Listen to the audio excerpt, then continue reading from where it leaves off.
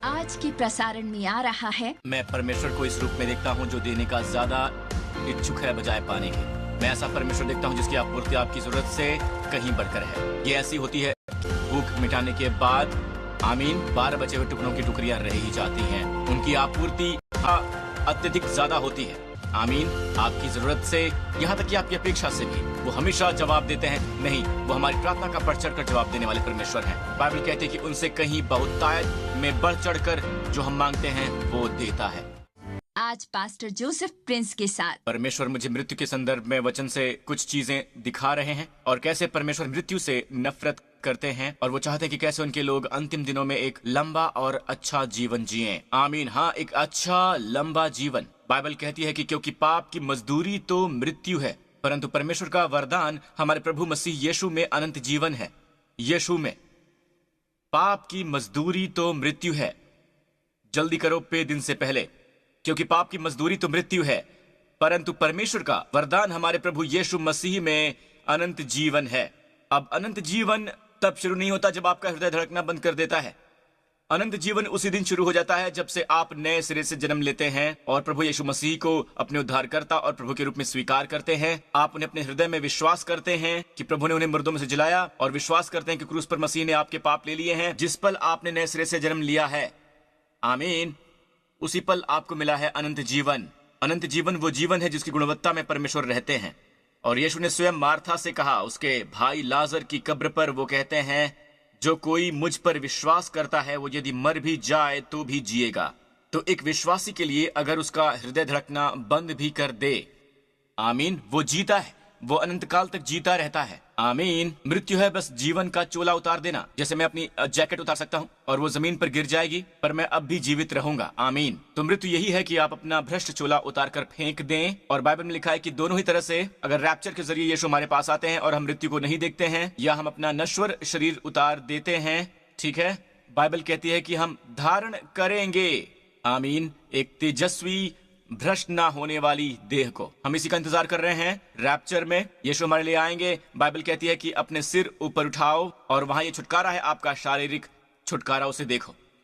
तो दोस्तों, मेरा मानना है कि यहाँ बाइबल में रहस्य है जो हमें सिखाते हैं कि हम एक अच्छा और लंबा जीवन जी सकते हैं। बाइबल हमें बताती है कि 2 बार वो हमें बताती है रैप्चर के संदर्भ में। यहाँ लिखा है कि तब हम जो जीवित और बचे रहेंगे उनके साथ बादलों पर उठा लिए जाएंगे। गौर करें, यहाँ लिखा है हम जो जीवित बचे हैं। ये बात हो रही है जीवित बचे रहना कि आप 10 साल के हैं, आप छोटे हैं, आप 20 साल के हैं, आप 30 साल के हैं। पर एक और बात है कि आप जीवित रहें और बचे रहें। जीवित बचे रहना शक्ति दर्शाता है, सामर्थ्य दिखाता है कि आप जीवित रह सकते हैं। आमीन। इसका मतलब है कि अंतिम दिनों की पीढ़ी जो रैप्चर देखेगी, ओके, वो ऐसी पीढ़ी होगी जिससे मृत्यु पर पार पाने का रहस्य पता होगा। आमीन। प्रभु की स्तुति हो। आमीन। मुझे इस पर विश्वास है। मैं मानता हूं जो परमेश्वर इस वक्त कर रहे हैं। और फिर ये दोबारा दोहराया गया है, हम जो बचे रहेंगे और जीवित रहेंगे प्रभु के आने तक, हम उनकी तरह नहीं जाएंगे जो हमसे पहले गए हैं। आमीन। वो पहले जाएंगे और फिर हम उन बादलों में उठा लिए जाएंगे हवा में प्रभु से मिलने के लिए। फिर ये हम पर लाजमी हो जाता है कि हम प्रश्न जो पूछें कि हम ऐसा क्यों देखते हैं कि मृत्यु इतनी आसानी से विश्वासियों पर हावी हो जाती है। ऐसा क्यों है कि मृत्यु विश्वासियों पर इतनी आसानी से छा जाती है। अब मैं संसार के लोगों की बात नहीं कर रहा हूँ। आमीन। ये जाहिर है कि पाप की मजदूरी तो मृत्यु है, पर वो विश्वासी जिनके अंदर अनंत जीवन है, उनका यह अनुभव नहीं होना चाहिए। आमीन। अब मैं सब कुछ जानने का दावा नहीं करता, पर जो मैं जानता हूँ मैं आपसे साझा करने वाला हूँ। कुछ ऐसा है जो प्रभु मुझे दिखाते रहे हैं और इससे मैं आपको धन्य करना चाहता हूँ। प्रभु की स्तुति हो। बाइबल हमें बहुत ही स्पष्ट रूप से शास्त्र वचन में बताती है कि मृत्यु की वाचा अब लिखी गई है और उकेरी गई है पत्थरों पर। मैं आपको व्यवस्था के बारे में कुछ बताना चाहूंगा। बाइबल कहती है कि विश्वासी वो जिन्होंने मसीह पर विश्वास किया। हम व्यवस्था के अधीन बिल्कुल नहीं है, अब हम अनुग्रह के ही अधीन हैं। व्यवस्था को कैसे परिभाषित किया गया है? व्यवस्था परिभाषित की गई है जैसे मनुष्य कार्य करता है, मनुष्य परिश्रम करता है। अनुग्रह परिभाषित होती है जैसे परमेश्वर कार्य करते हुए, परमेश्वर आपूर्ति करते हुए, वो आपूर्ति कर रहे हैं। आमीन। तो या तो आप स्वयं आपूर्ति कर रहे हैं, आप खुद के लिए जुटा रहे हैं, आप खुद के लिए काम कर रहे हैं, आप परिश्रम कर रहे हैं परिणाम को पाने के लिए, या परमेश्वर कार्य कर रहे हैं। आप चुनिए। आमीन। तो ऐसा क्यों है कि विश्वासी इसे अनुभव कर रहे हैं? इंसान सोचता है कि ये सब सुसमाचार से बंधा है जो उन्हें उद्धार दिया है, वो सुसमाचार जिसने उन्हें उद्धार दिलाया है, उन्हें उसी में निरंतर लगे रहना है। यह है अनुग्रह का सुसमाचार। क्योंकि हम इस अद्भुत अनुग्रह पर विश्वास नहीं करते, इसलिए कुछ लोग हैं जो अनुग्रह को नकार देंगे और वो कहेंगे कि अनुग्रह द्वारा आप विश्वास में उद्धार पाए हैं। ये ऐसा हुआ जैसे अनुग्रह बस आपको उद्धार दिलाने के लिए ही है, और उसके बाद बेहतर होगा कि आप अपने पांव पर खड़े रहें। और ये जानते हुए कि ये एक तरह की स्वयं धार्मिकता है, बिल्कुल वैसे जैसे इजराइल के पौलुस ने इजराइल के लिए बोझ उठाया, अपने साथियों के लिए, अपनी जाति के लिए। उसने ये कहा क्योंकि वो परमेश्वर की धार्मिकता से अनजान होकर और अपनी धार्मिकता स्थापन करने का यत्न करके परमेश्वर की धार्मिकता के अधीन न हुए। आज आप कहेंगे कि आपको अपनी स्वयं की धार्मिकता स्थापित करनी है। नहीं, परमेश्वर कहते हैं वो परमेश्वर की धार्मिकता से अनजान रहे, जो एक वरदान है। परमेश्वर की धार्मिकता एक वरदान है जो हमें ग्रहण करनी चाहिए, क्योंकि वो परमेश्वर की धार्मिकता से अनजान होकर और अपनी धार्मिकता स्थापन करने का यत्न करके परमेश्वर की धार्मिकता के अधीन न हुए। तो आप इस तरह से इसे दोनों ही तरह से हासिल नहीं कर सकते। धार्मिकता को पूरी दोष भावना से मुक्त कर दिया गया है। धार्मिकता है परमेश्वर के साथ धर्मी स्थान। Oh hallelujah! कितना धन्य परमेश्वर है जिसकी हम सेवा करते हैं। आमीन। उसने मनुष्य को प्रदान की है धार्मिकता। उसने पापी मनुष्य पर धार्मिकता प्रदान की है ताकि वो उसकी उपस्थिति में खड़ा रह सके। आमीन। अपनी उपस्थिति की तेजस्वी महिमा के उजाले में एक मनुष्य, पापी मनुष्य खड़ा रह सके इस प्रदान की गई धार्मिकता के कारण। आमीन। और मनुष्य को इसे अवश्य ग्रहण करना होगा। तो इजराइल ने ऐसा किया कि वो खुद की धार्मिकता स्थापित करने में लगे रहे। उन्होंने धार्मिकता के वरदान को समर्पण नहीं किया, जो कि एक उपहार है। आप दोनों तरह से नहीं रख सकते। तो इजराइल ने ऐसा किया कि वो खुद की धार्मिकता स्थापित करने में लगे रहे, और परिणाम स्वरूप उन्होंने धार्मिकता के वरदान को समर्पण नहीं किया, विश्वास द्वारा परमेश्वर की धार्मिकता को। आमीन। यीशु के नाम की स्तुति हो। मेरी बात ध्यान से सुनिए। अब देखते हैं 2 कुरिन्थियों 3 में इस रहस्य को, और ये लोग इससे क्यों वंचित रह गए। वो निष्ठावान हैं, पर वो अभी भी, आप पाएंगे, अभी भी मृत्यु के अधीन है। जी हाँ, मृत्यु के, जबकि बाइबल ये स्पष्ट कहती है कि हम आजाद कर दिए गए हैं। आमीन। ये नहीं कि हम अपने आप को इस योग्य हैं कि अपनी ओर से किसी बात का विचार कर सके, पर हमारी योग्यता परमेश्वर की ओर से है। तो पौलुस बहुत स्पष्ट है ये कहते हुए कि हम योग्य नहीं हैं, पर आपको पता है कि ये योग्यता खुद परमेश्वर से ही आती है। यदि नहीं तो हम प्रभु के सेवक हो ही नहीं सकते। हम किस तरह के प्रभु सेवक हैं? जिसने हमें नई वाचा के सेवक होने के योग्य भी किया, शब्द के सेवक नहीं वरन आत्मा के। शब्द के सेवक नहीं बल्कि आत्मा के, क्योंकि शब्द मारता है पर आत्मा जिलाता है। अब हमारे पास ये शब्द है मारता, शब्द मारता है। तो यहाँ पर शब्द कौन सा है? ध्यान से देखिए, अगला ही वचन हमें बताता है। और यदि मृत्यु की ये वाचा शब्द है मारना शब्द के लिए, तो अभी अभी ये हमें बता रहा है व्यवस्था के बारे में कि 10 मारती हैं, पर आत्मा का वाचा यानी अनुग्रह आपको जीवित करती है। बहुत साल पहले प्रभु ने मुझसे कहा, दंडाज्ञा मारती है पर आत्मा जीवन देता है। दंडाज्ञा मारती है पर आत्मा जीवन देता है।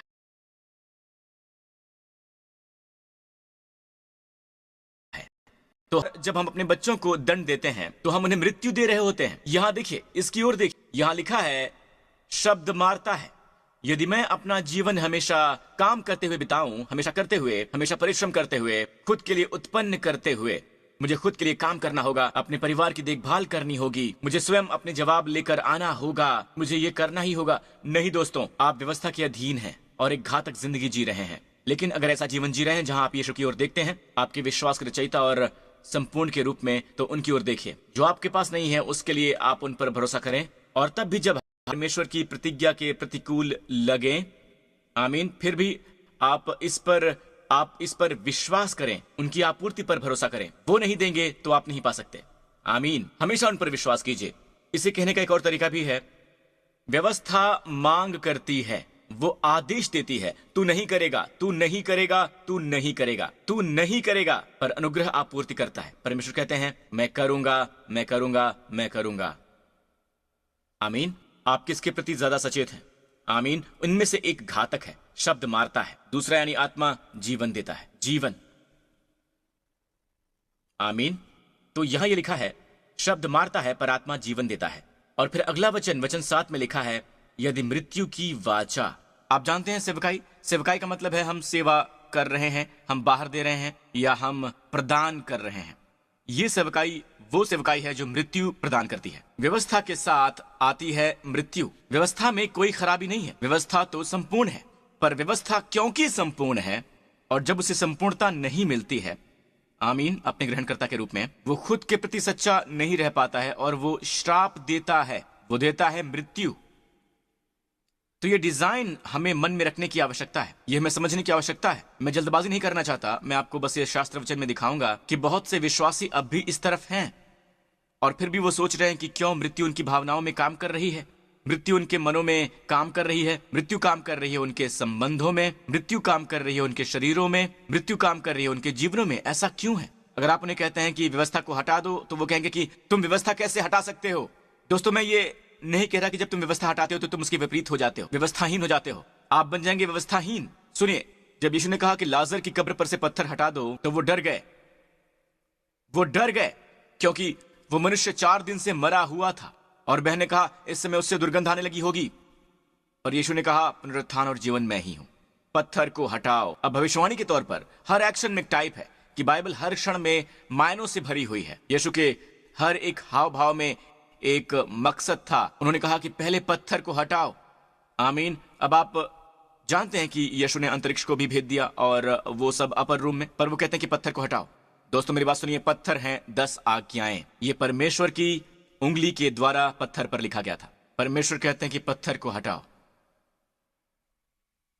यीशु कहते हैं कि पत्थर को हटाओ। अब ये निर्भर है कि क्या आप उस पत्थर को हटा रहे हैं, उस दुर्गंध भरे शरीर से, या आप किसी से वो पत्थर हटा रहे हैं जो पुनरुत्थानित हुआ है।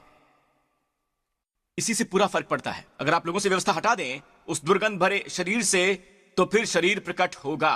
पर अगर आप व्यवस्था को हटाएं उन लोगों से जिनमें पवित्र आत्मा है, पुनरुत्थानित आत्मा, आमीन, हम सब पुनरुत्थानित आत्मा है, हालेलुया। आप व्यवस्था हटाइए तो आप आएंगे पुनरुत्थानित तेज के साथ में, आमीन, हालेलुया। धन्यवाद यीशु।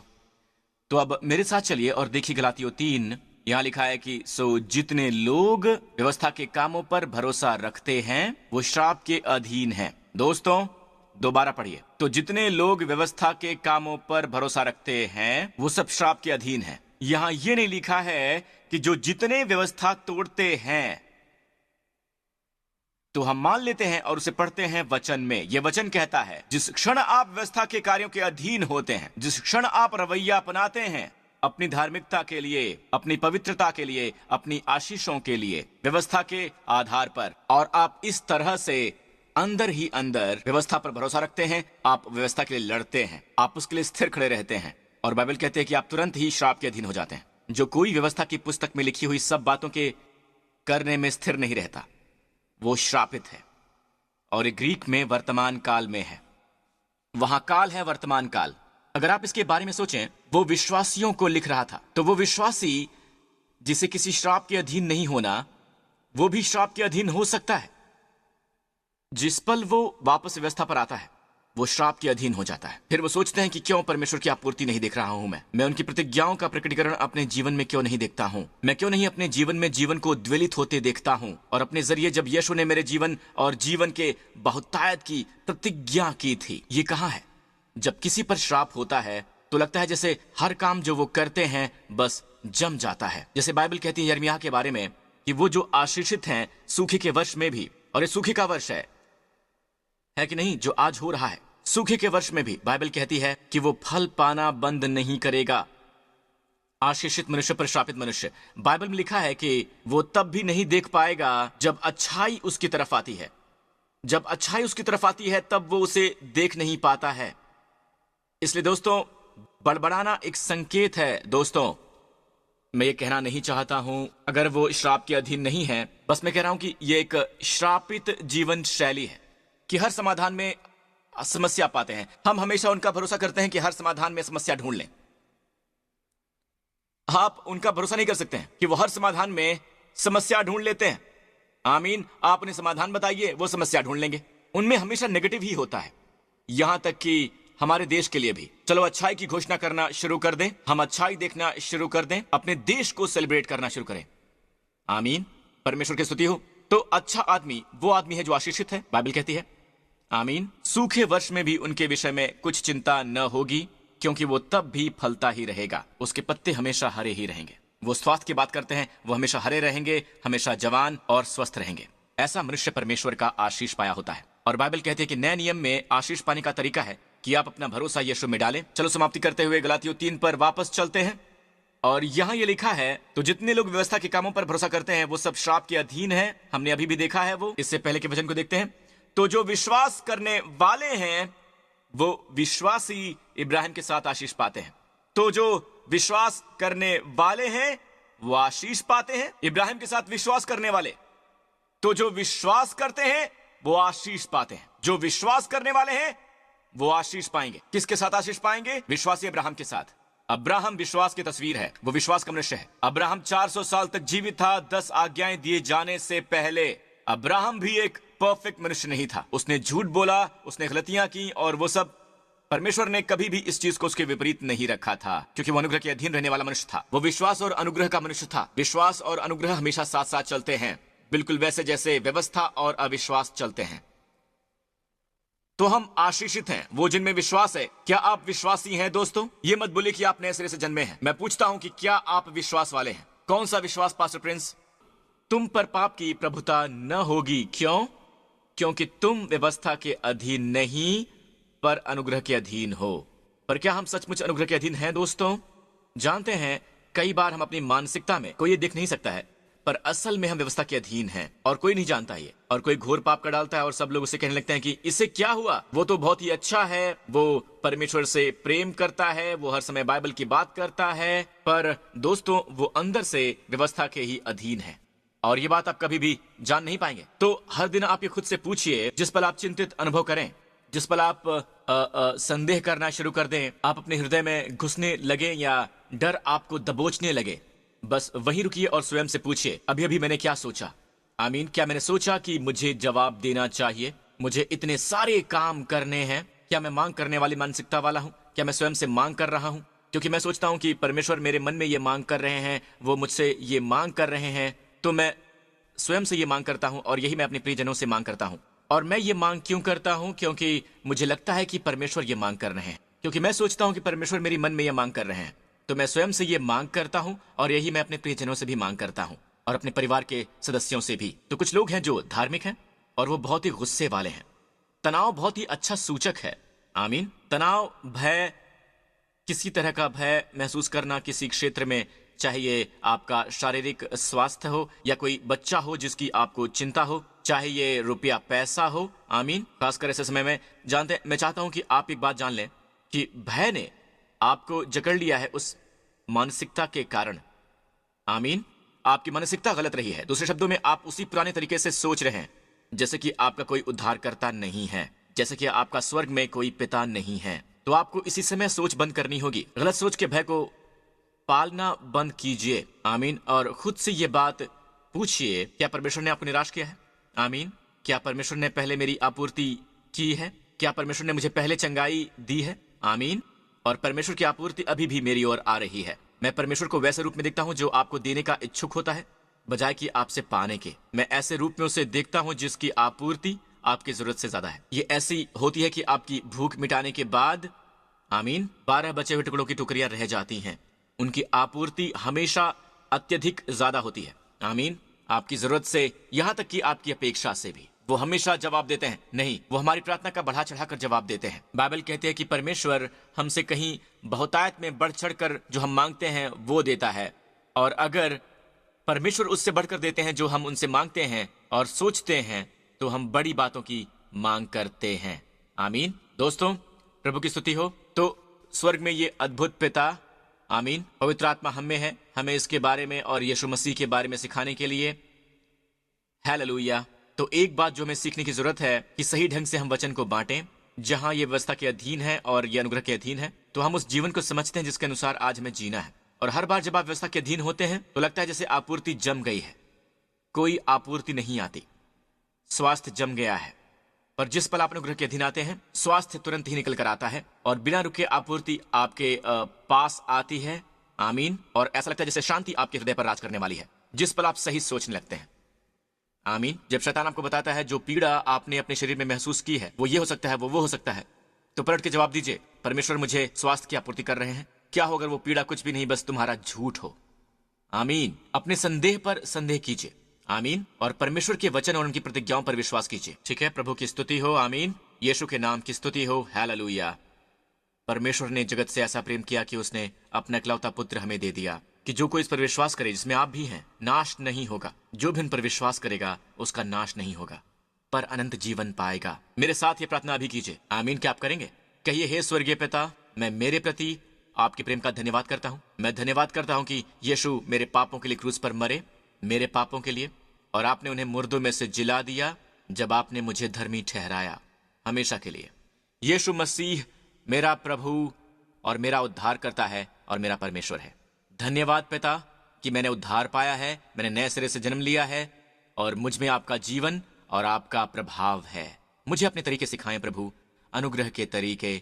मुझसे प्रेम करने के लिए धन्यवाद। और मैं आगे अपेक्षा करता हूं प्रभु मसीह में ऐसे जीवन की जो लगातार आपूर्ति पाता हो, सुरक्षा की, लगातार उत्साहित हो, लगातार संरक्षित हो और लगातार जिसे सामर्थ और शक्ति मिले।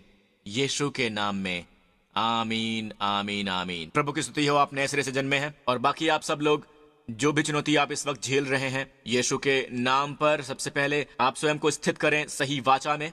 जी हाँ, सही वाचा में। आमीन। आप नई वाचा में हैं। परमेश्वर आपके मन में डालेंगे अपने नियम, अपनी हिदायतें, अपने निर्देश। आपको कार्य करने की आवश्यकता है, उन सब के लिए उनका विश्वास कीजिए। आमीन। लगातार सचेत रहिए उनके आपूर्ति के प्रति। आमीन। और मैं आपके लिए प्रार्थना करता हूँ यीशु के नाम पर, अगर कोई है जिसने अपनी नौकरी गंवा दी है, मैं यीशु के नाम पर प्रार्थना करता हूँ कि परमेश्वर की आपूर्ति आपकी जरूरत से कहीं बढ़कर होगी। भविष्य में वो नौकरी ऐसी होगी जिसे आप एक अच्छे तरीके से स्वयं पर हावी होने देंगे और आप इससे बहुत ही अच्छी आशीष पाएंगे और आपके जीवन में आपूर्ति बढ़िया होगी यीशु के नाम पर। आमीन, आमीन, आमीन। प्रभु की स्तुति हो। और मैं हर माता पिता के लिए प्रार्थना करना चाहता हूँ। प्रभु, मैं प्रार्थना करता हूँ जिनकी अपने बच्चों के साथ चुनौतियां आ रही हैं, यीशु ने प्रदान करें बुद्धिमत्ता जो उनको चाहिए अपने जीवन में पवित्र आत्मा के पीछे चलने के लिए, अपने जीवन के हर फैसले में। मैं उनके लिए प्रार्थना करता हूँ जो बीमार हैं, जो शरीर से चुनौती का सामना कर रहे हैं। पिता, उन्हें चंगाई दें कि वो ठीक हो जाएं। आप अपना जीवन, अपना जोई और उस बीमारी को बाहर निकालें उससे, क्योंकि वो बीमारी उसके अंदर नहीं रह सकती। जहां भी बीमारी हो, चंगाई का अनुग्रह उससे कहीं बढ़कर हो और वो चंगाई का अनुग्रह हटाए हर एक बीमारी को, हर एक ग्रोथ को, हर एक ट्यूमर को आपके शरीर से बाहर यीशु मसीह के नाम पर प्रभु की चंगाई प्राप्त करें। स्वास्थ्य बाहर फूट रहा है तेजी से यीशु के नाम पर। आमीन। प्रभु की स्तुति हो।